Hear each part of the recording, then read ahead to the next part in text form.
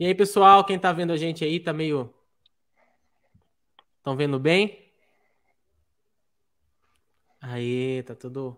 Valeu, Vinícius. Vinícius Bielik. Bielik. Tá tudo ao vivo, tudo visível e audível. Gente, sejam muito bem-vindos aqui à nossa live. Hoje a gente vai falar um pouquinho sobre a segurança da salvação nos pais da igreja, como que os pais da igreja viam a questão da segurança eterna dos salvos. E a gente chamou o professor Rodrigo Calça Lemos, que recentemente escreveu um livro inteiro só sobre o tema. Então, acho que não tem ninguém melhor para falar sobre isso com a gente do que ele aqui. Ele gentilmente aceitou o nosso convite para falar com a gente sobre isso aí. E então a gente vai guiar um papo com ele aí, cheio de pergunta, tirar todas as dúvidas que a gente tem. A gente vai aproveitar que ele se disponibilizou e vamos perguntar tudo que a gente sempre teve vontade. Tá aqui comigo também o Vini, o Osmar Vinícius, que tá junto com a gente aí nesse projeto. E ele vai ajudar eu extrair o máximo de informação que a gente conseguir do professor Rodrigo Calça Lemos. Quem não conhece o professor Rodrigo, ele é autor, ele é escritor, ele é teólogo, ele tem um mestrado, ele está mestrando, na verdade, está cursando mestrado, e com especialização em hermenêutica e exposição bíblica, e ele tem um bacharel em teologia pelo Seminário Teológico Evangélico Betel Brasileiro. Ele é professor na Igreja Evangélica Jaboque e no Instituto FATEM e no Seminário Teológico Evangélico Betel Brasileiro, na extensão de Santo André. Exato. Extensão de Santo André. E ele é autor do livro sobre a segurança eterna dos santos nos pais da igreja. Chama Os Pais da Igreja e a Segurança Eterna dos Salvos, dos Santos. E ele vai falar com a gente aqui hoje, então, Tá conseguindo assistir, amor? A respeito desse tema. Alguém tá dando eco aí. Eu Vini, eu sei que tá ouvindo alto aí. Provavelmente a minha esposa está ouvindo ali na sala bem alto. Se puder baixar um pouquinho o volume, que a TV é bem alta aí na sala. Obrigado. Ela tá vindo pela TV, nossa. Outro nível, né? Aqui aí é outro nível. Omar, Vini, pode falar, professor. Eu compartilhei a live no meu Facebook, mas eu creio que esteja tudo bem, mas se você puder conferir, por gentileza, que eu sou um tanto quanto atrapalhado aí com essas questões tecnológicas. Não, o pessoal tá reagindo bem, falando que tá ouvindo bem aqui. Maravilha, Vocês estão então. ouvindo a gente aí, por favor, dê um feedback se tá tudo certinho. Mas se a esposa do Vini tá ouvindo lá, a gente tá ouvindo aqui o eco, significa que tá funcionando. Ó, só essas bibliotecas já dá inveja já para começar. Olha lá, quando os meninos são doutores, olha a diferença aí, ó. Deus sabe. A biblioteca deles ali ali tem conhecimento para dar e vender. Ô Vini, Hello. Vamos, já deu um tempo do pessoal começar aí a entrar. Beleza, já se temos puder me marcar essa live lá no meu Face, lá que eu não consegui compartilhar. Parabéns para mim. Já tem 30, já tá com gênio da tecnologia. O pessoal tá acompanhando. Que, Vini? Oi. O que você falou? Pode falar. Não, você falou alguma coisa de compartilhar. Viu? Não, só para você me marcar lá na live, lá o meu nome no Facebook, que eu não consegui compartilhar, tá? Pronto, a sua esposa já fez esse trabalho para você. Olha só. Obrigado. Aproveita e marca eu também. Ô, professor Rodrigo, então, já te apresentei aí de forma introdutória, né, para mostrar as suas credenciais, dar aquela carteirada. Mas a gente queria perguntar para você, para começar, aí as suas motivações. O que levou você a seguir a área do estudo teológico, seguir a carreira ministerial? Por que você foi induzido a essa carreira aí? Olha, a história é extremamente longa, mas eu vou tentar aqui resumir em poucas palavras. Assim que eu me converti, eu senti um desejo muito forte no meu coração de estudar a Bíblia, de estudar a palavra de Deus. E nesse interim, né, eu tive algumas experiências com Deus, onde eu vi de forma clara que Deus estava me chamando para o ministério e percebi que para exercer o ministério com qualidade, se assim podemos dizer, nós precisamos estudar. Então, de forma bem objetiva, eu diria que o motivo pelo qual eu ingressei no ministério, eu ingressei na teologia, foi para que eu pudesse servir a Deus melhor e edificar o corpo de Cristo. Olha, aí sim, foi a motivação. Você vê que ele já descartou qualquer possibilidade de sensacionismo. Ele disse claramente, eu tive experiências com Deus. Pois é. Então... Crer num Deus imanente, né? Totalmente imanente. Ô, Vini, vamos começar então a fazer as perguntas. Vamos começar. Quero dizer antes de mais nada que é uma honra poder estar aqui no Pneuma Academy agora, né? Ficou mais sofisticado, né? Antes nós começamos com o Pneuma Cast, aí, mas graças a Deus pela vida do Omar que estendeu esse projeto e já tem curso aí, tá vindo coisa boa por aí, né? Mas fico muito grato. Tá vindo bastante coisa boa aí, a gente tá planejando bastante coisa para abençoar as pessoas aí com conteúdo, e os professores são fantásticos aí. A gente tá negociando com eles aí, mas vai ter muita coisa boa em breve, em nome de Jesus. Não, e eu fico muito grato, né, por você ter se abaixado e ter me convidado, né? Eu sou o menor da casa do meu pai aqui. E diante de um currículo tão vasto como o do Rodrigo Calça Lemos, até brinquei com ele, se ele é uma calça, eu sou uma cirola, né? Se começar a fazer bullying, eu vou sair da live, hein? Já tô avisando. O Vinícius é digital influencer agora, ele é chique. Não, eu quero dizer antes de mais nada que eu não sou digno de desatar as correias do Ferracini e do Rodrigo, que ele anda por aí ministrando os estudos dele, né? Mas muito obrigado mesmo, quero dizer antes de mais nada que eu só sou entusiasta aqui da teologia e tenho a honra de ajudar o Omar nessa dura tarefa, dura coisa que ele me pediu, né, para que eu fizesse dar uma contribuição aqui entrevistando o Rodrigo. Mas muito bem, Rodrigo.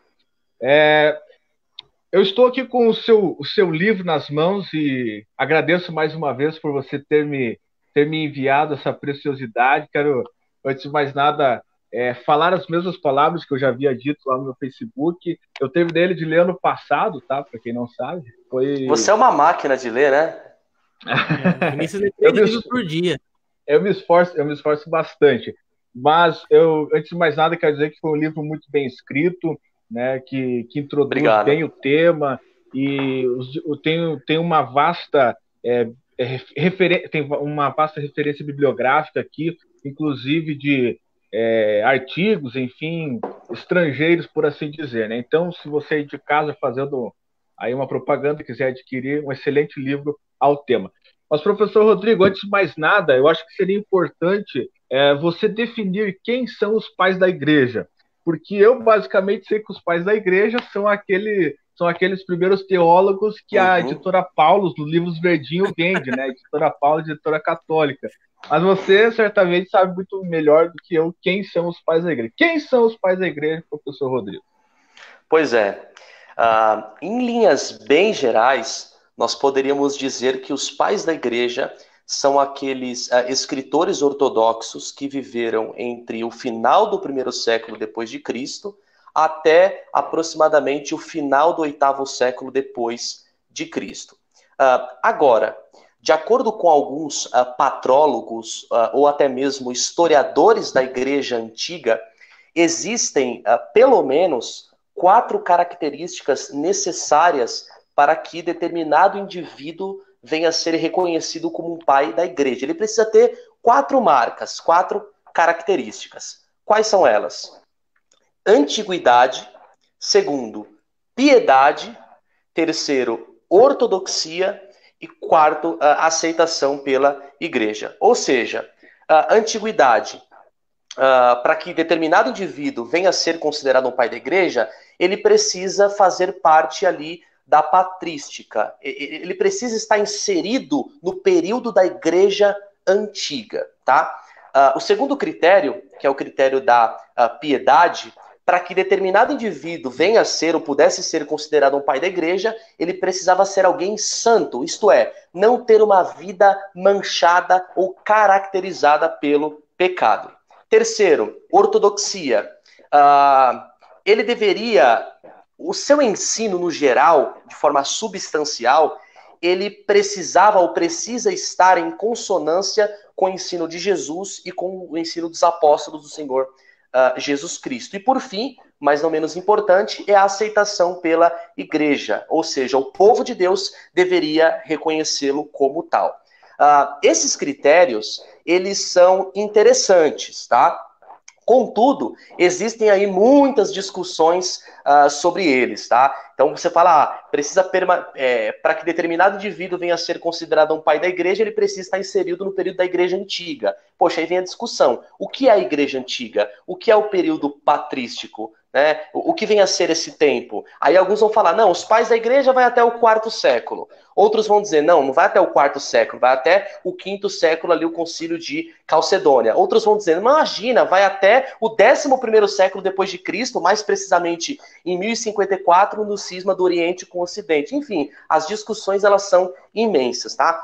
Mas no geral, agora em termos de antiguidade, a igreja grega considera o último pai da igreja como sendo João de Damasco, ou João Damasceno, 8º século depois de Cristo, quando ele morre ali em torno de 749. E a igreja do Ocidente, latina por sua vez, considera que o último pai da igreja é Isidoro de Sevilha. Então, fechando aqui essa questão, o que é um pai da igreja?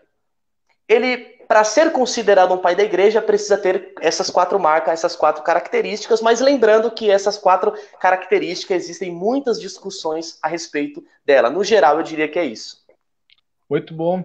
Muito bem, professor Rodrigo. Só conceitualizando aqui, você falou patrólogo, né? Patrólogo não é aquele que trabalha com patrola.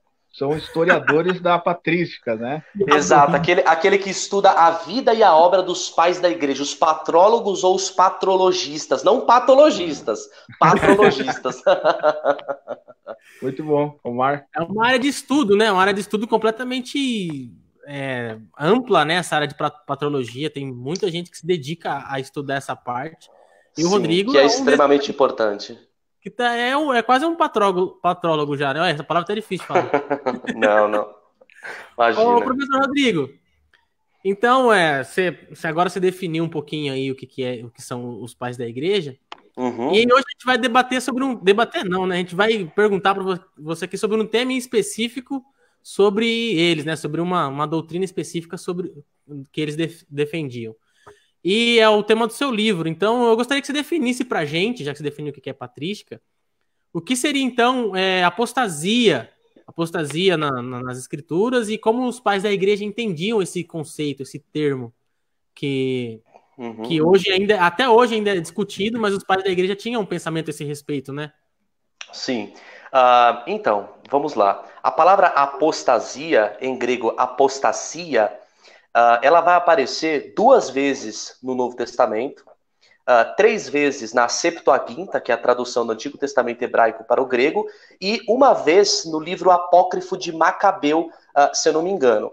Nesses textos, o sentido básico é uma rejeição, um abandono, uma rebeldia, uma obstinação, tá? Agora, em termos soteriológicos, nós poderíamos dizer que apostasia é a rejeição ou o abandono deliberado e sistêmico da fé outrora abraçada, onde o indivíduo cria um antagonismo por Cristo, por Deus e até mesmo pela palavra dele, tá? Para que isso fique mais claro, eu gostaria de ler um texto aqui de Hebreus, capítulo 10, versículo 26, que, a meu ver, demonstra de forma muito clara o que é o pecado da apostasia na palavra de Deus. Hebreus 10, 29 diz assim, ó: de quanto mais severo castigo, julgai vós, será considerado digno aquele que, olha o que o apóstata faz, ele calcou aos pés o Filho de Deus. Segundo, ele profanou o sangue da aliança com o qual foi santificado. E, por fim, ele ultraja o Espírito da graça. Então, de forma bem resumida, a apostasia na Bíblia é o abandono deliberado e sistêmico da fé outrora abraçada. Quais são as características que esse apóstata tem? Eu li aqui Hebreus capítulo 10, versículo 29, que dá aí alguns indícios interessantes. Agora, com relação à compreensão dos pais da igreja, eu diria que é extremamente semelhante, né? Os pais da igreja, em geral, entendem que a apostasia, de fato, é o abandono deliberado e sistêmico da fé outrora abraçada. Mas talvez um exemplo que nós poderíamos citar aqui de apostasia, ou que os pais da igreja consideram como sendo uma apostasia, é o caso de Ário. Ário, ele foi um bispo de Alexandria, no Egito, aquela cidade na costa do mar Mediterrâneo. Ele afirmava que Jesus, ele não era homoúcios com o Pai, isto é, ele não tinha a mesma essência, a mesma natureza, a mesma substância do que o Pai. Então ele negava a divindade de Jesus, e ao negar a divindade de Jesus, os pais da igreja o consideraram como sendo um apóstata, porque ele negava a Cristo, negava que Jesus era Deus. Então, de forma resumida, eu diria que é isso. Quer falar, Vini? Muito bom mesmo. Aproveitando aqui o ensejo, Osmar, pedir para o nosso pessoal aí que está acompanhando essa live, se você puder compartilhar aí na sua linha de tempo, se quiser compartilhar aí de repente num grupo de arminianismo, ficaria muito bacana, né, Omar? Também mandar um abraço aí para os nossos amigos que estão nos acompanhando, o pastor Odair da cidade de Garibaldi, Deus abençoe, o Paulo Vinícius Fernandes está juntamente conosco aí. Tem uma gente abençoada, uma galera abençoada aí que está nos ouvindo, a Jordana, a minha esposa, a Jéssica também está aqui, ela deu risada, né? Estava com um eco. Enfim, tem bastante pessoas nos ouvindo aqui, nos vendo, melhor dizendo, e se você puder compartilhar essa live aí, está sendo uma aula muito boa aí do nosso professor Rodrigo. A gente está aproveitando aqui o Rodrigo, porque se você quiser aprender com ele, você tem que viajar um pouquinho. Então aproveita aqui que ele se disponibilizou, deixou o tempo dele aqui pra gente. A gente tá aproveitando o máximo que pode. Se você quiser aprender com ele, é o tempo que a gente tem. Eu não vou nem responder. O Rodrigo não falou nada ainda sobre se nós poderíamos abrir perguntas para o pessoal, mas dentro da possibilidade, daqui a pouco a gente pode ler uma pergunta, né? Aqui do Facebook. Aí, então, antes de mais nada, eu quero dizer aí, calvinista tremei-vos essa noite. Imagina, como imagina. Pode falar, mano. Não, eu não entendi o que você falou. Eu falei várias coisas aqui, né? Mas enfim, o professor, então quer dizer que o apóstata, então ele tem que ter abraçado a fé, ele tem que ter crido, né? Para ser considerado apóstata. Não existe um apóstata hipotético, né? Nesse sentido aí, ele tem que ter abraçado a fé para ser um apóstata. Sim, exato. Né? Só pode apostatar da fé aqueles que estavam na fé. Aqueles que não estavam na fé e desviaram não apostataram da fé. Não faz nenhum sentido. Nós chamamos de apostasia um indivíduo que nunca se converteu. Então ele nunca apostatou. Não faz nenhum sentido. Porque o próprio termo não favorece isso, né? Se você apostata aquele que nunca creu, não vai. Não faz sentido, né? Argumento, às vezes, né? A gente ouve esse tipo de argumento, nunca foi crente, nunca foi isso, né? Tem, às vezes. Cristão professa e tal, enfim. Tem algumas. Mas no fato ele tem que ter abraçado a fé um dia e depois ter abandonado, como o caso que os pais da igreja consideravam aí o bispo Ário, né? Que foi. Sim. Né? É um abandono deliberado, isto é, pensado, maquinado, o cara quis fazer isso, e sistêmico, isto é, contínuo, reiterado. Então ele pensa em fazer, ele pensa em abandonar, e ele leva essa ideia às últimas consequências, de modo que ele começa a criar um antagonismo para com Deus, para com Jesus, para com os irmãos da igreja. Talvez um exemplo clássico foi aquele que eu mencionei, de Hebreus 10, 29. E se você me permite, geralmente as pessoas ficam com medo, né? Poxa, mas será que eu apostatei da fé? Eu estou com medo, será que eu blasfemei contra o Espírito Santo? Eu diria que somente pelo fato de nós termos essa preocupação no nosso coração, já é uma prova de que nós não apostatamos. Porque o apóstata, ele passa a odiar Jesus. Ele cria um antagonismo para com Deus que é algo assim impressionante. É o que diz lá Hebreus 10, 29. Ele ultraja o Espírito da graça, ele fala que o sangue de Cristo é um sangue comum igual de qualquer outra pessoa, ele nega a divindade de Jesus, ele rejeita a igreja e assim por diante, tá? Então, se você está na igreja, você crê em Cristo como Senhor e Salvador, e você está passando por um esfriamento espiritual, mas você crê em Jesus, calma, você não apostatou da fé. Arrependa do seu pecado e volte-se para Jesus. Mas você não apostatou por isso, porque o apóstata é algo Rodrigo, muito sério. Diga. Então quer dizer assim, se eu pecar, Jesus não vai lá arriscar meu nome no livro da vida lá? Pois é. Então, geralmente isso é uma chacota, né? Que alguns irmãos calvinistas eles acabam fazendo com arminianos. Mas é preciso nós dizermos o seguinte, Vini, Omar e queridos amigos e irmãos em Cristo que nos assistem. Não são pecados pontuais, isolados ou específicos que fará com que nós venhamos perder a nossa salvação. Né? Isso não existe, a salvação não é algo que nós temos hoje e perdemos amanhã. Eu diria, inclusive eu já disse isso em outros contextos, que a salvação ela é muito difícil de se perder. A salvação não é um ticket, né? Poxa, não é a chave do carro, não é algo do gênero. A salvação... No meu caso, é carteira. É carteira, né? Eu também já perdi direto, a minha esposa teve que ir no poupar tempo várias vezes comigo. Mas a perda da salvação não é assim, poxa, pecou, perdeu, né? Como nós vemos alguns espantalhos, não. A perda da salvação, ela é possível? Sim, ela é possível, mas ela é difícil de acontecer. E quando ela ocorre? Quando o indivíduo, ele de fato apostata da fé. Aí vem a discussão, né? Alguns teólogos, como por exemplo, Jack Cottrell, Robert Schenck, afirmam que se você apostata da fé, você pode, talvez, se você se arrepender dos seus pecados, ser inserido de novo no rol do corpo de Cristo. Ou seja, o cara perde a salvação, mas se ele se arrepender, ele tem a possibilidade de voltar. Outros teólogos, como por exemplo Grant Osborne, Robert Picirilli e outros, afirmam que uma vez perdida, ela é irrecuperável. Ela é irrecuperável. Eu particularmente entendo dessa forma, que uma vez perdida é irrecuperável. Por isso que não é fácil de acontecer, eu diria que é extremamente difícil. Só acontece no caso da apostasia. Porque nessa definição que você deu aí, que é alguém que praticamente blasfema contra o Senhor, né? É uma blasfêmia. É bem pesado, né? Não é assim, o cara desviou, o cara tá numa fraqueza espiritual, né? Não é esse tipo de coisa. É um cara que ele se volta contra a fé, né? Em vez, ele abandona a fé que ele creu e se volta contra ela, né? Exatamente. Pelo que você definiu aí, por isso que exatamente. Ponto, né? Essa volta aí fica bem mais complicada mesmo, né? Sim, exato. Fale, Vini. Só avisar o pessoal aí que se a live deu uma travada aí, tá normal, porque o pastor Carlos Augusto Vailate tá na live também, daí pesa um pouco a conexão aí, tá? Isso é verdade. Sim, então não cai mais. Muito bom. Agora fica... Sim, agora eu que fico, né? Agora eu que fico constrangido, porque o mestre chegou, né, gente? Então, agora não tem nem maior parca pra desatar, Vini. Agora dançou pra nós. Não tem como, né? Ei, Rodrigo, mas me diz uma coisa aí. Eu tô com o seu livro aqui, mas eu queria saber o que...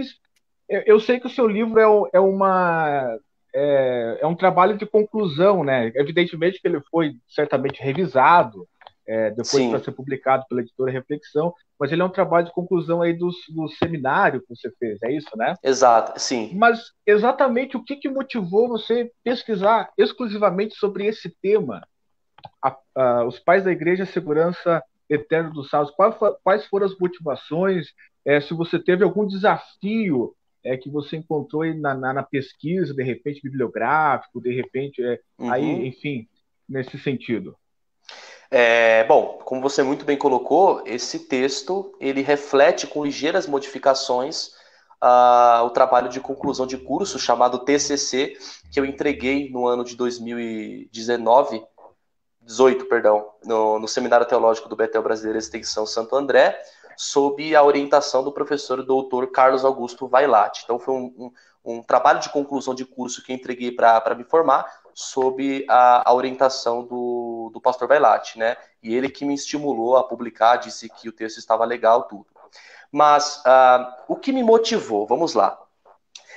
Eu acho que já deu para perceber, eu sou apaixonado tanto por soteriologia quanto por patrística. Né? Então, eu diria que eu juntei o útil ao agradável. Né? Poxa, eu gosto muito de soteriologia e gosto de patrística. Aí me vem à mente, mas espera aí, o que será que os primeiros líderes, bispos, teólogos da igreja antiga escreveram sobre esse assunto? Né? Então eu diria que foi isso, o gosto pela patrística e o gosto pela soteriologia, isso que acabou ali me motivando. E talvez uma segunda coisa que me motivou a pesquisar talvez seja as diversas tentativas de teólogos calvinistas ou reformados de encontrar traços significativos de algum tipo de proto-calvinismo na igreja antiga, né? Quando eu comecei a ler Michael Horton, Steve Lawson, John Gill, Charles Grigg-Singer e outros, eu falei, poxa, será que é isso mesmo? Então esse foi um segundo motivo pelo qual acabou me motivando. Eu fui às fontes para ver se era de fato. Você tinha feito outra pergunta? Me fugiu. É exatamente essa. Acho que dá para a gente dar uma unida aqui nas perguntas. Se você encontrou um desafio bibliográfico, eu acho que a gente poderia até, se o Omar me permite adiantar aqui um pouquinho a pauta, se é correto, por exemplo, falar que alguns calvinistas eles forçam a barra em cima de textos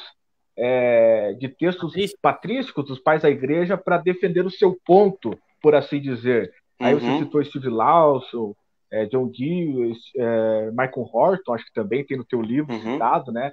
Sim, então, sim. Se os desafios bibliográficos e se é correto afirmar que alguns calvinistas eles forçam a barra em cima de alguns textos citados. Só aqui, para não tomando muito tempo, o último livro que eu li inteiro foi o do David Allen, da editora Carisma, que trata da extensão da expiação na história da igreja.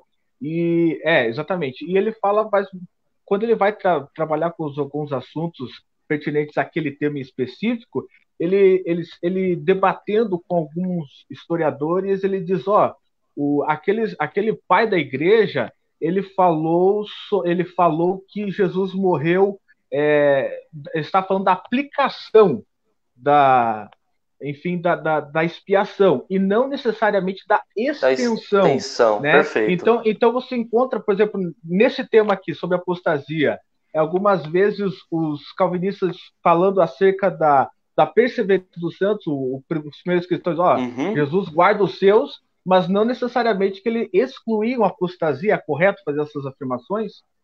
Então, eu diria que que os calvinistas eles usam vários textos, eles forçam vários textos para tentar provar a anuência de determinados pais da igreja à doutrina da perseverança dos santos. Vários textos que eles citam são muito ambíguos e vagos,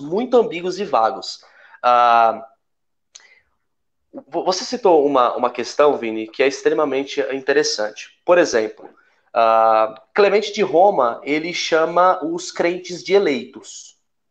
Muitos calvinistas, ao lerem essa afirmação, já concluem eleitos, isto é, eleitos incondicionalmente. Mas a terminologia eleitos, eclectos, ela é bíblica. O Clemente não fala se a eleição é incondicional, é condicional. Então é um argumento baseado no silêncio. O argumento baseado pro silêncio, ele acaba cortando para os dois lados, não é verdade? Então o fato de um pai da igreja chamar determinado indivíduo de eleito, ou o fato de determinado pai da igreja dizer que ele crê que Cristo o guardará, não significa necessariamente, ou não infere-se daí, que ele não cresce na possibilidade da perda da salvação, tá? Então, eu acabei pegando assim vários trechos que foram assim, alguns descontextualizados e outros que foram uma forçação. Por exemplo, eu separei aqui, imaginando que você perguntaria isso, aqui na página 78 do meu livro, olha só que interessante. O Steve Lawson, ele cita um trecho de uma fala de Atanásio, querendo afirmar que Atanásio, através desse trecho, cria na chamada imperdibilidade da salvação. Olha o que o texto diz. Quando, então, um homem cai do espírito por qualquer perversidade, se ele se arrepende de sua queda, a graça permanece irrevogável para aqueles que estão dispostos.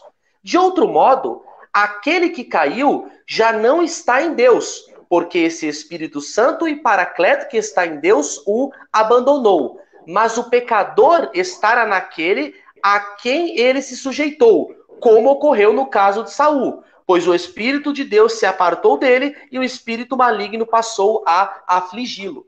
O Lawson, ele pega esse trecho e afirma que Atanásio cria no uma vez salvo, salvo para sempre. Mas, na verdade, como o leitor pode perceber, é exatamente o contrário. O que Atanásio está dizendo é que a graça permanece sobre a vida daqueles indivíduos que, poxa, que se arrependem dos seus pecados, né? Que voltam para os caminhos de Deus. Mas aqueles que não se arrependem, né, como no caso de Saul, estão irremediavelmente perdidos. É isso que o texto está dizendo. E além disso, Vini, além dessas, com todo o respeito do mundo, essas forçações de textos da patrísticas com o propósito de provar, uma vez salvo, sempre salvo, nos escritos dos pais da igreja, você tem casos também de acréscimos.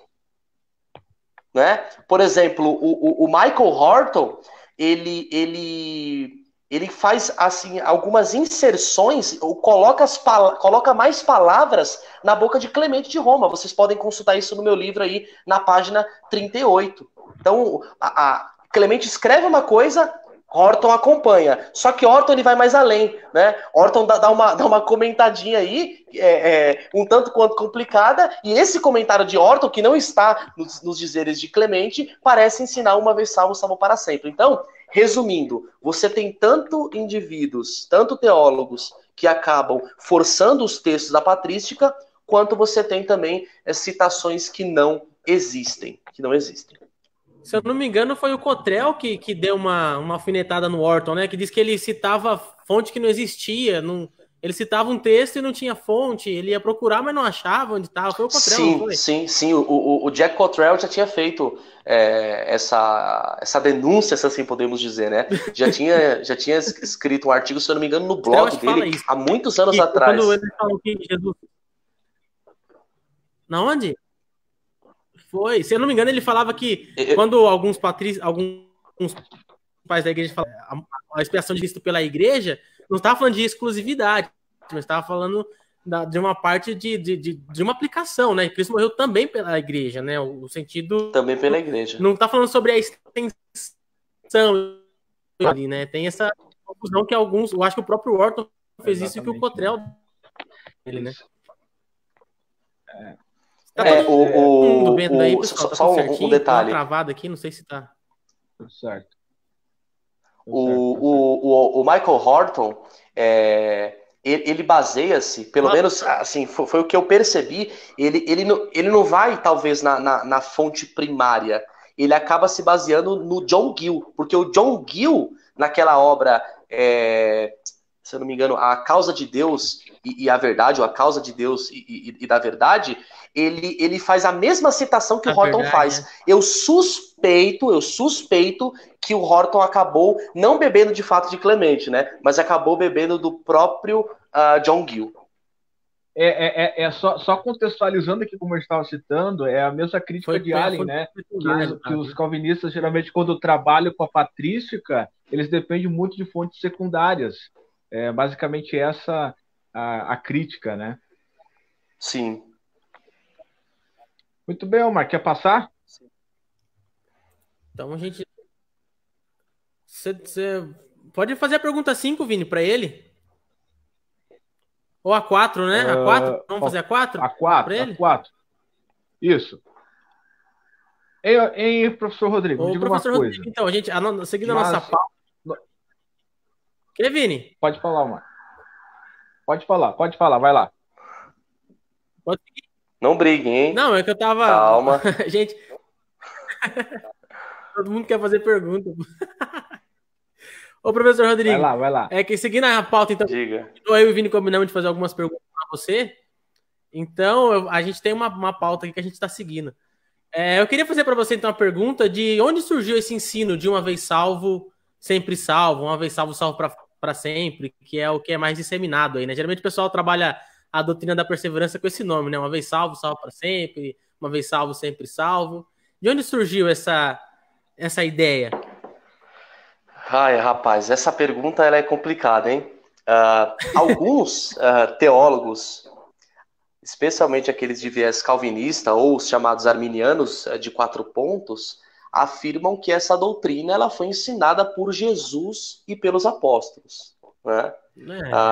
Algo que eu, respeitosamente falando, discordo veementemente. Esse ensino ele é totalmente estranho às Escrituras. No meu entendimento, o chamado ensino uma vez salvo, salvo para sempre, perseverança incondicional do santo, preservação incondicional dos santos, enfim, ele surge pela primeira vez na história da igreja com Agostinho de Tagaste, bispo de Hipona, entre o 4º e o 5º século depois de Cristo. Eu creio que ele seja o primeiro precursor ou proponente dessa doutrina, tá? E ele passa a crer nisso em decorrência das suas compreensões a posteriori no tocante à predestinação. Agora, se você me permite, aqui nós temos uma questão interessante, tá? Permite tudo. Agostinho foi, no meu entendimento, o primeiro pai da igreja a postular o conceito de uma vez salvo, salvo para sempre. Mas aqui cabe-nos fazer uma importantíssima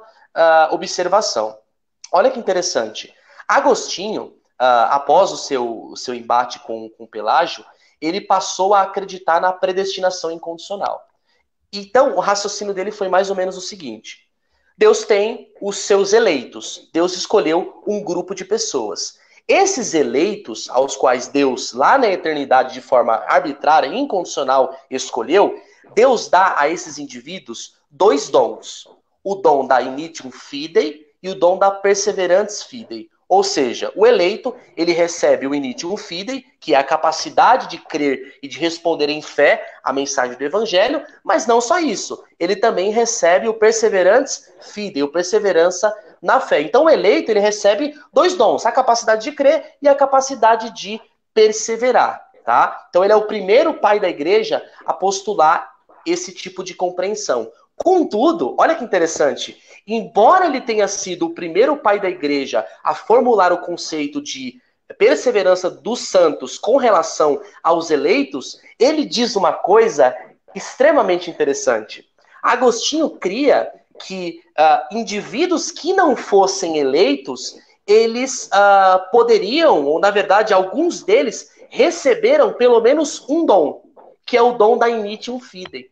Mas pelo fato de não fazer parte, ou seja, pelo fato desses indivíduos não fazerem parte do rol dos predestinados, dos eleitos incondicionalmente, eles não recebem o segundo dom, que é o perseverança na fé.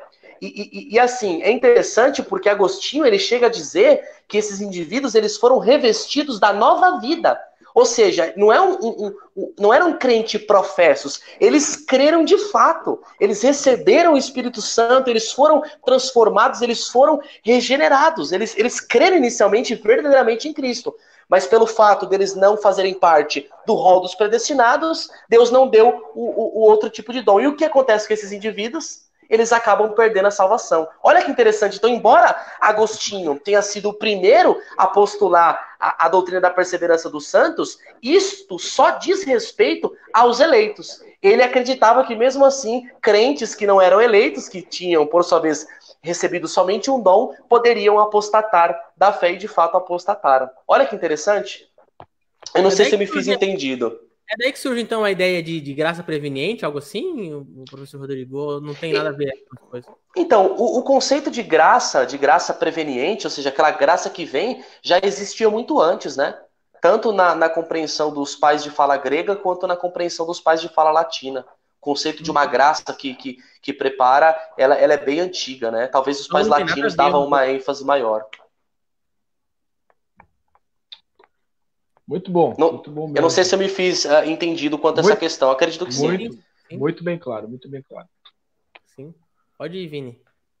Então, professor Rodrigo, definimos aí então de onde veio basicamente o conceito de uma vez salvo, salvo para sempre, sempre salvo, que basicamente tem se originado aí em Agostinho.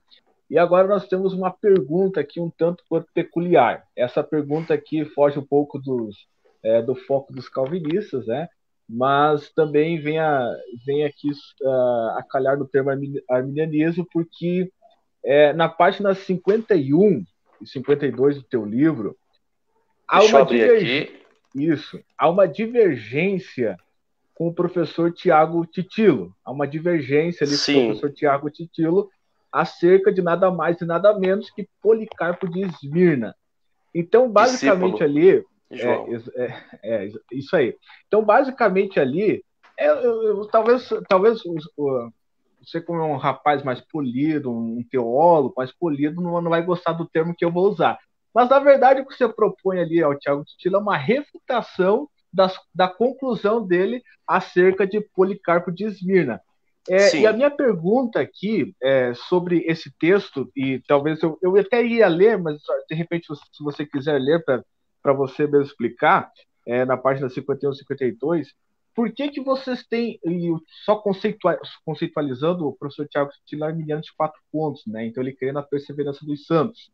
Sim. Então, por que você e o professor Tiago Titilo, ao ler os relatos de Policarpo de Esmirna, tomam conclusões diferentes acerca do tema da perseverança dos santos? Olha só. Bom, eu tenho assim, um profundo respeito e admiração pelo pastor e professor Tiago Titilo. Ele é uma pessoa que eu tenho muita admiração, ele é um excelente teólogo e falo isso sem demagogia, tá? Gosto muito do jeito que ele escreve, tudo. Ele é uma pessoa extremamente capaz, aprendo muito com ele. Entretanto, eu entendo que o texto que ele cita de Policarpo de Esmirna, querendo apoiar a doutrina da perseverança dos santos, ele é extremamente ambíguo e não pode ser usado para essa finalidade. Aqui na página 51, o texto que o Titilo cita está aqui em Filipenses 1:2, tá? Não o texto bíblico, tá? A carta que Policarpo escreve a Filipenses, para que de repente os irmãos aí que não têm o livro possam saber. Mas o texto diz assim, ó: alegro-me, ainda que a raiz firme da vossa fé, que é anunciada desde os tempos antigos, permanece até agora e frutifica em nosso Senhor Jesus Cristo, que aceitou sair ao encontro da morte pelos nossos pecados e que Deus ressuscitou, livrando das dores do Hades. Para que tais palavras apoiem a doutrina da perseverança dos santos, o professor Titilo afirma que Policarpo diz aos seus destinatários que a fé é como uma raiz firme e permanente. O trecho, contudo, não diz que a fé é como uma raiz firme e permanente que não pode deixar de ser exercida por verdadeiros crentes, tá? Aqui, Policarpo, no meu entendimento, ele simplesmente está se alegrando pelo fato de que até o momento em que ele escreve a carta, os cristãos estavam firmes na fé. Mas o fato de Policarpo se alegrar e dizer que os cristãos até aquele momento estavam firmes na fé, não significa necessariamente, eu não infere isso daí, que Policarpo acreditasse numa vez salvo para sempre, entendeu? Essa é a minha conclusão. Lembrando, Vinícius, que nós não estamos isentos dos nossos pressupostos, não é mesmo? Eu aprendi isso com o pastor Carlos Augusto Vailate desde muito cedo. Ele sempre disse para mim: Rodrigo, não existe neutralidade quando se faz teologia. Claro, você precisa tentar, de todas as formas, deixar os seus pressupostos de lado e permitir que o texto fale por si só. Só que nem sempre isso é fácil, não é? Às vezes, até de modo inconsciente, nós temos os nossos... O que são pressupostos, né? Talvez algumas pessoas estão ouvindo aqui e não saibam. Pressupostos são visões, são entendimentos, são valores, são compreensões. É uma espécie de um óculos que nós colocamos, é a forma como nós enxergamos as coisas. Uma lente, né? Uma lente, exato. Eu sou arminiano, Né? Então, ao ler os textos, automaticamente a minha lente ela vai guiar a minha leitura. Embora muitas vezes eu tenha que falar, opa, peraí, fica aqui, deixa que o texto fale por si só. Tá? Então, a discordância vem por essas questões que eu mencionei, mas também por causa dos pressupostos. Ninguém é neutro quando se faz teologia. Né? Brincando, não seja bobo, achando que eu sou neutro. Ninguém é neutro. Todos nós somos guiados pelos nossos pressupostos. Agora, eu sugiro para os irmãos que leem a minha obra, que leem a obra do Titilo, mas que, em especial, leiam os pais da igreja, especialmente os textos citados, e que os leitores tirem as conclusões por si só. Eu fui dar uma olhada no texto do Bercotti, né, do professor Bercotti, e ele falou justamente isso. Ele falou assim, eu tinha uma série de crenças, e quando eu fui consultar a patrística, eu fui chocado com as minhas crenças. Eu tive que entender que as minhas crenças estavam em desacordo com muito do que os pais da igreja criam. Então eu tive que voltar a estudar de novo para entender como é que eles entendiam a fé primitiva, né? O professor Bercotti acho que é um dos principais especialistas em patrística hoje. E ele falou justamente isso, falou muito daquilo que eu entendia estudando a patrística, eu tive que reaprender, porque eu vi... Omar, Oi, Vi. Aproveitando o gancho aqui, já que o professor Rodrigo está nessa levada, aqui na 7, Omar, depois faz a 8, lendo o teu livro, eu pude perceber assim, que você evita fazer expressões categóricas, né, no teu livro. Dizer, eles criam, eles acreditavam, às vezes você troca por eles parecem acreditar. Ao que tudo indica, se a nossa leitura estiver correta. Isso, ao que tudo indica, né? Então, de certa forma, e você evita extremismo nas conclusões acerca da fala dos pais da igreja. Isso aí ela foi meio involuntário, assim, ou porque você quis ser fiel à sua consciência? Não, peraí, talvez tenha alguns pontos aqui que a gente não pode afirmar categoricamente. Eu acho que não dá para forçar. Então, vamos lá, vamos por partes. Eu não faço isso sempre, né? Tem horas que, por exemplo, se você lê quando eu escrevo, por exemplo, sobre Irineu, Tertuliano e alguns pais apostólicos, eu chego a afirmar de forma categórica, tal pai da igreja cria na possibilidade da perda da salvação. Em alguns momentos, é verdade, eu uso parece-nos, ao que tudo indica, se a nossa leitura estiver correta, talvez. Por quê? Porque eu admito, alguns textos, eles podem, de fato, dar margem para outro tipo de interpretação. E nesses textos que são ambíguos, eu prefiro não ser taxativo. Eu prefiro afirmar, parece, talvez, se a nossa leitura estiver correta, tá? E outra coisa, Vini, é que na academia nós não podemos ser taxativos, nós não podemos ser dogmáticos, nós temos que aprender a dialogar, a discutir ideias. Eu não posso me fechar e dizer isso, pronto e acabou. Não, poxa, eu não sou uma autoridade, um suprassumo sobre um assunto, eu sou um pesquisador. Entendeu? Tem muitos irmãos, amigos em Cristo que pesquisam esse assunto também e conhecem talvez muito mais do que eu. Então eu não posso ser dogmático e fechar, é isso e pronto, acabou. Eu tenho que abrir o diálogo para que mais pesquisas surjam sobre esse assunto. Na academia não existe dogmatismo, entendeu? No essencial, ok, né? Poxa, divindade de Jesus, né? A união hipostática, 100% homem, 100% Deus, a trindade, o único Deus em essência, que subsiste em 3 pessoas, Pai, Filho e Espírito Santo, que Jesus Cristo, ele vai voltar, que ele ressuscita. Nessas questões, né, nós somos unidos. Agora, nas outras questões, nós precisamos aprender a dialogar. Na academia, precisa haver diálogos. E diálogos de argumentos, tá? As pessoas precisam aprender a discutir ideias, discutir temas e não ficar discutindo pessoas. Eu discordo do Titilo, mas eu discordo da ideia dele, entendeu? Do ponto de vista dele. Mas ele é um amigo, poxa, ele é um irmão em Cristo. As pessoas precisam aprender a parar de se odiarem. Gente, aprendam a discutir ideias. O Rodrigo titubeou nessa pergunta na pauta, eu que ele estava meio capciosa, né? Mas eu preciso fazer essa parte aí, né? Rodrigo, antes Marcos, nós temos mais duas, três perguntas aí, mas antes de mais nada, antes que eu esqueça, acho que o Gesiel Gonçalves pediu aí onde é que encontra o teu livro para comprar. Onde é que a gente encontra o teu livro? Dá um Google aí, Gisiel. Põe aí, Os Pais da Igreja, Segurança Eterna dos Salvos, editora Reflexão.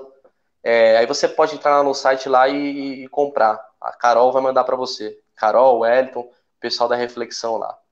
Perfeito. Pode ir, Omar. Ô, professor. Diga. Então, foi muito bem explicado aí até agora, isso que você tem nos orientado aí. Eu queria perguntar para você, então, sobre um pai da igreja que ele tem uma bastante influência na teologia atual, né? Principalmente os reformadores recorreram bastante a ele na época da Reforma. Suspeito quem é, já. Hã? Eu já suspeito quem é. Não precisa nem muito atrás. Mas por quê? No caso é Santo Agostinho de Cartago, de Hipona. Agostinho de Hipona. Por que, então, alguns consideram ele, ou pode-se considerar ele, como um ponto fora da curva? Porque ele pode ser alguém que se diferenciou dos demais escritores da patrística? Pode-se afirmar isso? Sim. Agostinho, antes do seu debate com os donatistas e com os escritos ou os ensinamentos de Pelágio, ele tinha basicamente a mesma visão dos pais da igreja que o antecederam. Mas após esses embates, tanto com os donatistas quanto com os pelagianos, ele acabou mudando a visão dele. Tá? Então ele foi de fato o ponto de curva. Tá? Ele, antes dos embates, ele acreditava que Deus escolhia baseado na presciência. Ele acreditava na expiação ilimitada, ele acreditava na liberdade, tá? no livre-arbítrio, assim como todos os pais da igreja que o antecederam. Depois desses embates que ele teve com os pelagianos e com os donatistas, ele acabou ali afunilando a sua visão. Eu não quero afirmar isso, tá? Mas alguns estudiosos, olha lá, falam que Agostinho ele foi um pouquinho orgulhoso, né? Ele tentou de todas as formas refutar ali os ensinamentos de Pelágio, tudo, e ele acabou tendo que fazer algumas modificações na sua doutrina para não deixar assim, nenhuma ponta aberta, tá? Alguns estudiosos objetivam essa possibilidade. Nós temos que pesquisar mais sobre esse assunto. Ok, aí, Vini, ó, ele é polido. Na verdade, tem gente falando na live aqui, deixa o Omar falar, agora eu me calei, né? O Nelson pediu um abraço pro Nelson, Deus abençoe sua vida, viu? Gente, mas eu aqui, eu sou o menor da casa, eu só aqui sou um entusiasta, eu sou só o curioso. Eu não sei nada, o Vini que é mestre e o Rodrigo é mais que mestre. O mestre aqui é o Rodrigo, ele que está mestrando. Imagina. Eu sou entusiasta. Eu na verdade, minha formação em geografia, estou fazendo pós em Fundamento de Geografia e História, e volta e meia parece um terraplanista me encheu o saco no Facebook. O terraplanista é o sensacionista da teologia, né? Então, na geografia, né? Eu só sou curioso, eu tô aqui só para perguntar e tirar as dúvidas que podem ser, talvez, de alguém que esteja assistindo aí com a gente, que não tem ainda, não teve contato com a obra ou não teve contato com esse assunto. Tô aqui fazendo esse meio de campo aí. Porque aqui, se eu falar qualquer coisa, o Rodrigo tá aí, eu não quero nem arriscar. E só ele pode ser cobrado pelas falas, né? Nós estamos aqui somente para... Ei, Omar, já estamos aí quase uma hora. Vou fazer as duas últimas, então, para a gente não se estender muito aqui. Poxa, mas já... Se tiver pergunta, pelo jeito tem pergunta aí, né, Vini? Eu não tava vendo, mas eu acho que tem pergunta aí, a gente pode ver. Então dá uma pesquisada aí nas perguntas, enquanto eu faço aqui a penúltima aqui, que o meu computador tá bem lento aqui na minha frente, tá? Não, vamos fazer o seguinte, a gente pega as perguntas e joga pro Rodrigo, depois ele passa pra gente, a gente faz uma gravação, uma live curtinha com ele e solta depois na página. Porque senão vai ficar muito grande, Vini, já tá dando uma hora. Tá ok. Então, professor Rodrigo, para nós já caminharmos para o fim, mas ainda não é o fim. É o já e o ainda não, né? Só para a gente fazer nessa pergunta um resumão aqui. Definitivamente nós podemos afirmar que os pais da igreja majoritariamente criam na apostasia, que um crente, alguém que foi salvo, regenerado, ele podia, em algum momento da sua vida, perder a fé, desviar-se da fé, caminhar num abismo profundo e perder a sua salvação? Sim, Omar. Na opinião Osmar. dos pais, Osmar, né? Omar e Osmar, né? Dá uma dupla sertaneja daquelas antigas, né? Da Assembleia de Deus, daí pega a violinha, coloca assim no braço e vai caminhando para frente, assim, olhando para trás. Omar e Osmar, juntos pelo reino. Amém. Ninguém comprou no CD. Então, vamos lá. Os pais da igreja criam que crentes genuínos podem apostatar-se da fé de tal modo que venham a perder a sua salvação. Eu não sei se nós temos aqui tempo, eu separei aqui alguns trechos dos pais da igreja, ou alguns trechos que os pais da igreja citam. Eu gostaria aqui de mencioná-los para tentar contribuir aí com essa pergunta, né? Claro. Por exemplo, a Didaquê, ou a Didarrê, o Ensino dos 12 Apóstolos, que é um manual eclesiástico antigo, ela diz o seguinte. As referências estão no livro, tá? Olha o que o texto diz. Vigiem sobre a vida de vocês. Não deixem que suas lâmpadas se apaguem, nem soltem o cinto dos rins. Fiquem preparados, porque vocês não sabem a que hora o Senhor nosso vai chegar. Reúnam-se com frequência para procurar o que convém a vocês, porque de nada lhes servirá todo o tempo que vocês viverem a fé, se no último momento vocês não estiverem perfeitos. De fato, nos últimos dias, os falsos profetas e os corruptores se multiplicarão. As ovelhas se transformarão em lobos e o amor se transformará em ódio. Clemente de Roma, ele diz o seguinte, capítulo 28, parágrafo 1 e 2. Portanto, se tudo ele, isto é, Deus, vê e ouve, temamo-lo e destruamo os desejos impuros das ações vis, para que sejamos protegidos pela sua misericórdia dos julgamentos futuros. De fato, peraí que eu tô com... Deixa eu pegar meu óculos aqui que a visão começou a embaçar. Eita, olha o sofrimento que usa óculos. Eu tô com a página aberta, 41 aqui. Olha lá. Do começo, ó. Portanto, se ele, Deus, vê e ouve, temamo-lo e destruamo-nos os desejos impuros das ações vis, para que sejamos protegidos pela sua misericórdia dos julgamentos futuros. De fato, para onde alguém de nós poderá fugir de sua mão poderosa? Qual mundo dará refúgio a quem dele desertou? Aqui a palavra desertou, automólel, né, que tem o sentido de ser um transfuga, de partida, de apostasia, de fato. Um outro trecho que nós poderíamos citar... Trocar de lado, né? Trocar de lado, exato. Um outro trecho que nós poderíamos... Se isso não é perder a fé, né? Então não sei mais o que é, então. Pois é. Olha o que diz, por exemplo, Irineu. Irineu, ele foi discípulo de Policarpo, e Policarpo, por sua vez, foi discípulo de João. Olha o que ele diz. Mas para os que pecam agora, o Cristo já não morre, porque a morte já não tem poder sobre ele. Mas o Filho virá na glória do Pai, exigindo dos seus administradores e distribuidores o dinheiro que lhes confiara, e a quem mais deu, mais exigirá.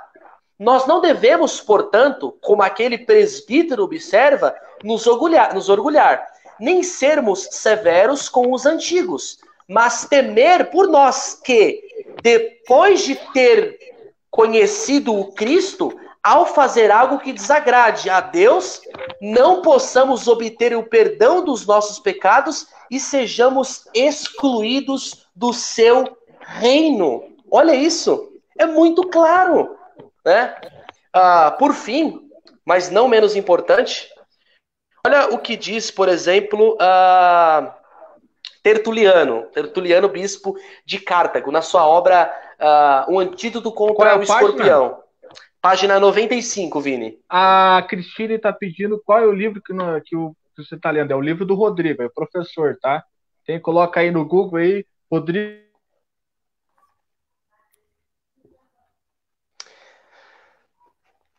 Ok. Vini, Olha. Tá sem áudio, Vini? Tá sem áudio você, Vini. Você tá escutando o áudio dele, Rodrigo? Vini? Agora, Desligou. ele... Vini, mas continua, professor, pode continuar. O Vini... Ok, olha o que diz, por exemplo, Tertuliano, na sua obra O Antídoto contra o Escorpião, capítulo 6. Olha o que ele declara. Deus previu que a fé, mesmo depois do batismo, estaria em perigo, que a maioria, depois de alcançar a salvação, estaria perdida novamente, sujando o vestido da noiva por falhar em fornecer óleo para suas lamparinas. Então, esses trechos que eu mencionei, eles são uma prova clara de que crentes genuínos podem, de fato, perder a salvação. E, além disso, vários teólogos, inclusive calvinistas, admitem que os pais da igreja criam na possibilidade da perda da salvação. Né? E que o primeiro a postular uma vez salvo, salvo para sempre foi Agostinho, por exemplo, Justus Gonzalez, Louis Berkhoff, R. Kisley, Henry Knapp e tantos outros teólogos afirmam que, de fato, os pais da igreja criam na possibilidade da perda da salvação. E para fechar, Omar, se você me permite, Claro, por que os pais da igreja criam na perda da salvação? Aí vem a grande pergunta, né? Porque eles criam no livre-arbítrio. Uhum. Desculpa, eu falei no livro, acho que pesou demais o negócio aqui e caiu. Livro pesado?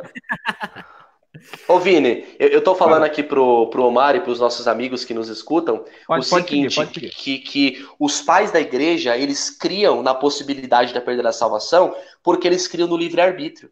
Não faz nenhum sentido crer no livre-arbítrio e concomitantemente, numa vez salvo para sempre. Então, poxa, se a graça inicialmente ela é irresistível, por que depois ela se torna irresistível e o salvo persevera? Então, por que os pais da igreja criam na possibilidade da perda da salvação? Porque eles criam no livre-arbítrio. Calvinista, tremei-vos com essa explicação. Gente, já deu 1 hora de live, a gente tinha combinado com o professor 1 hora de live. Se o projeto bastante gente aí gostou, tem gente falando que pode continuar um pouquinho mais. Mas é o seguinte, a gente vai pegar as perguntas de vocês aí e vamos passar o professor Rodrigo. A gente pode gravar outro dia, outra hora, para não ficar muito tarde aí também, já é 11 horas. Para quem não sabe também, o professor Rodrigo já participou do programa Vejam Só, que é o programa de debate brasileiro, sem dúvida é o maior, né? Na Hit TV. Então, hoje ele se humilhou e desceu até a casa do oleiro aqui, né, para ser moldado. Imagina, para mim é um grande prazer aqui estar com você, Vini, estar com o Omar. Poxa, é um grande prazer. Eu gostei muito do bate-papo que nós fizemos aqui. Sempre que vocês precisarem. A gente precisa sempre. A gente precisa sempre. Mas, afinal, nós falamos sobre os pais da igreja. E a Bíblia ensina apostasia? Não tenha dúvida disso. Eu também não tenho. A gente pode marcar, né, um dia pra gente falar sobre apostasia nas escrituras, né? Senão vai... Se a galera que tá acompanhando aí quiser, pode dar um feedback aí, se vocês gostariam de falar sobre apostasia. Daqui a pouco o professor Rodrigo pode vir fazer umas exegeses aí de uns textos que os calvinistas usam, né? Daqui a pouco, por que não? Pode ser. Então, se vocês desejarem a gente fazer isso aí com o professor Rodrigo, vocês deixem um feedback aí nos comentários, que a gente pode marcar com ele de fazer essa live aí, fazer essas perguntas que vocês fizerem para ele, porque a ideia hoje era a gente entender um pouquinho mais sobre a questão patrística mesmo, né, sobre como os pais da igreja entendiam essa questão, e a gente convidou o professor Rodrigo, que a gente entende que hoje não tem ninguém melhor do que ele para falar sobre isso com a gente. Imagina, tem muitos outros melhores para falar do que isso. Não. Sim. Então a gente vai na raiz, a gente vai pegar quem realmente sabe para nos ajudar. Mas a gente pode fazer, então, se vocês desejarem, deixarem aí nos comentários, a gente pode fazer no futuro uma questão sobre a teologia bíblica da perseverança dos santos com o professor Rodrigo Calça-Lemos. Gente, muito obrigado para quem ficou acompanhando a gente até agora aí. A gente gostaria de agradecer vocês. Foi muito positivo aí o que a gente aprendeu. Eu aprendi bastante. O Rodrigo falou, eu tô aprendendo. Então a gente está sempre querendo aprender mais. Nós estamos aprendendo todos juntos. Só que o Rodrigo está no nível mais. Imagina. É que ele é muito humilde. Mas enfim, gente, muito obrigado por vocês acompanharem a gente até agora. Espero que vocês tenham aprendido bastante. Reverendo Renato Cunha na live deu uma tremida. Deve ser por isso que caiu aqui, que o Renato Cunha entrou, daí caiu. Com certeza. Aqui, né? Não tem live que aguenta, fica difícil desse jeito. Live que aguenta, né? O vai lá, o Renato Cunha na live não dá. Não dá. Pesa, caiu. Fica lento a internet. A internet tá uma carroça. Professor Rodrigo, muito obrigado, viu, por ter aceitado nosso convite aí.